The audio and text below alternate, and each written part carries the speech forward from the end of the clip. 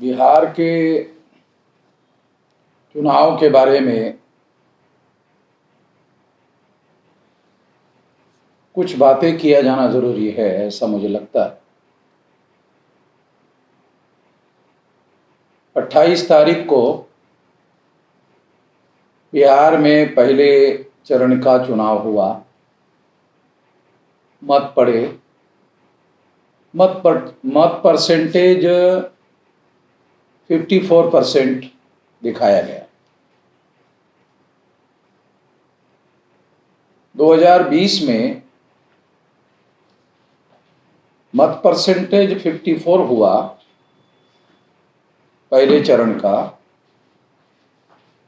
2015 में 55% वोट पड़ा था।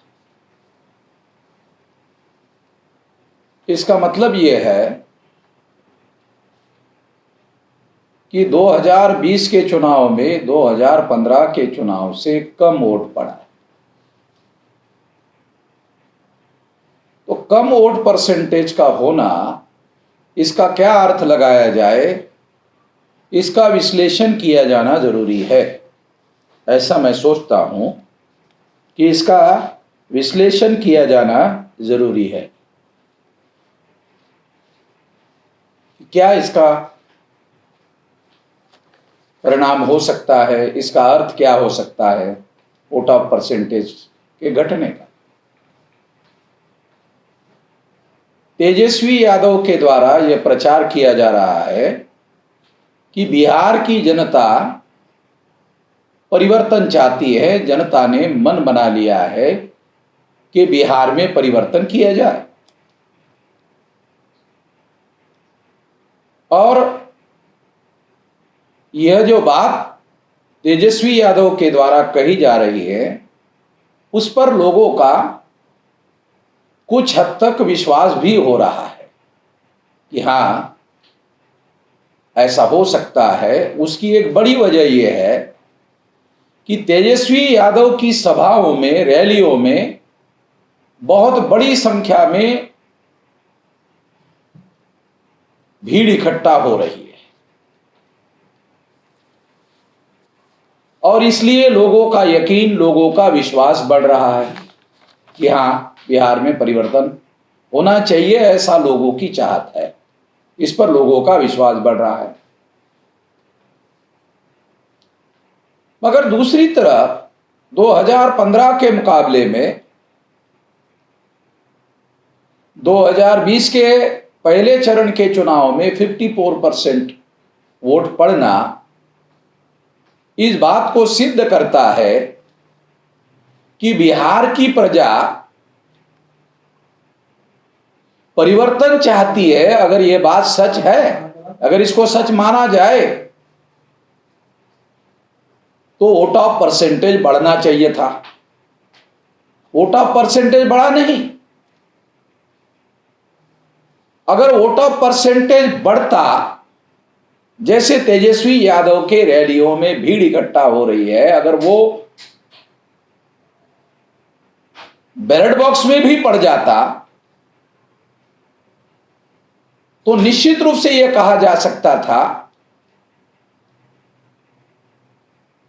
कि बिहार के लोग परिवर्तन चाहते हैं। दूसरी तरफ एक और बात भी जानना और समझना बहुत जरूरी है कि जब इतने बड़े पैमाने पर भीड़ इकट्ठा हो रही है, तो ये भीड़ जो है वोटों में तब्दील क्यों नहीं हुई है, इसकी क्या वजह हो सकती है। तो राजनीतिक विश्लेषकों का यह कहना है, राजनीतिक जानकारों का यह कहना है कि तेजस्वी यादव की रैलियों में जो भीड़ इकट्ठा हो रही है, वो भीड़ इकट्ठा हो नहीं रही है, वो भीड़ लाई जा रही है। और इसके लिए बहुत बड़े पैमाने पर पैसा खर्चा किया जा रहा है, और पैसा खर्चा करके लोगों को लाया जा रहा है। और पैसा खर्चा करके जब लोग लाए जा रहे हैं तो जरूरी नहीं है कि वो लोग वोट देने का भी काम करें।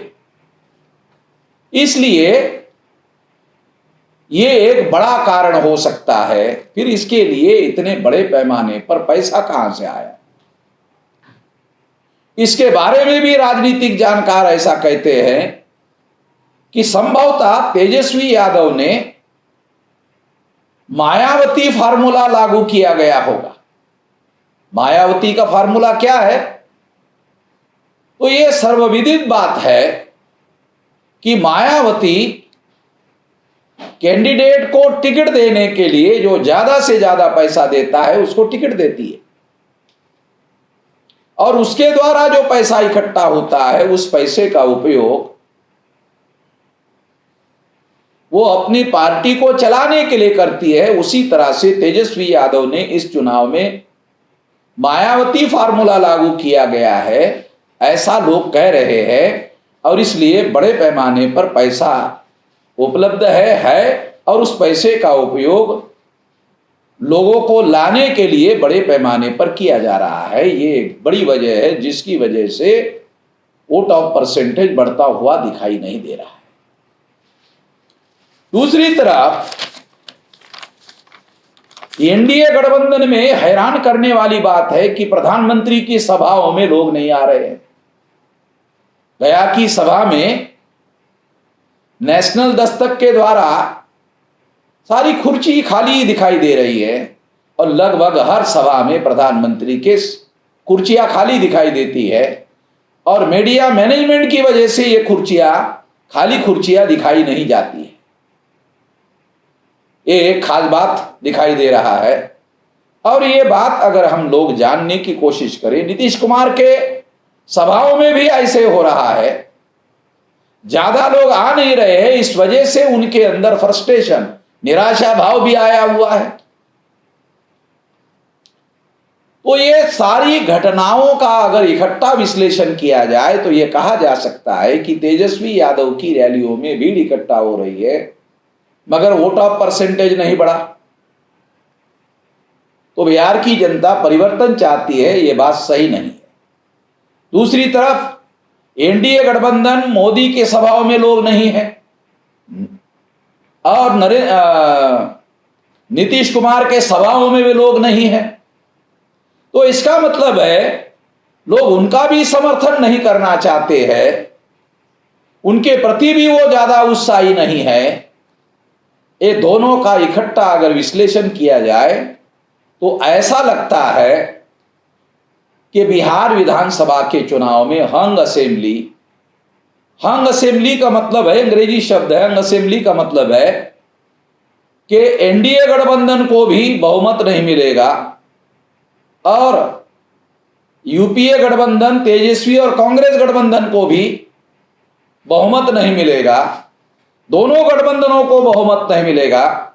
जब दोनों गठबंधनों को बहुमत नहीं मिलेगा, ऐसे स्थिति में बिहार विधानसभा का रिजल्ट हंग असेंबली का, यानी किसी भी गठबंधन को पूर्ण बहुमत नहीं मिलेगा, सिंपल मेजॉरिटी नहीं मिलेगी। ऐसे परिस्थिति में जो तीसरा मोर्चा बना हुआ है, जो चौथा मोर्चा बना हुआ है, अगर उनकी सीटें बढ़ गई तो सरकार बनाने में उन लोगों का रोल बड़ा हो सकता है, ऐसा कहा जा सकता है। मगर एक बात निश्चित कही जा सकती है कि बिहार का चुनाव हंग असेंबली वाला होगा और किसी भी गठबंधन को पूर्ण बहुमत मिलने वाला नहीं है। ये ज्यादा से ज्यादा संभावना पहले चरण के मत परसेंटेज ना बढ़ने की वजह से कहा जा सकता है। इस मौके पर मैं इतना ही कहना चाहता हूं। धन्यवाद।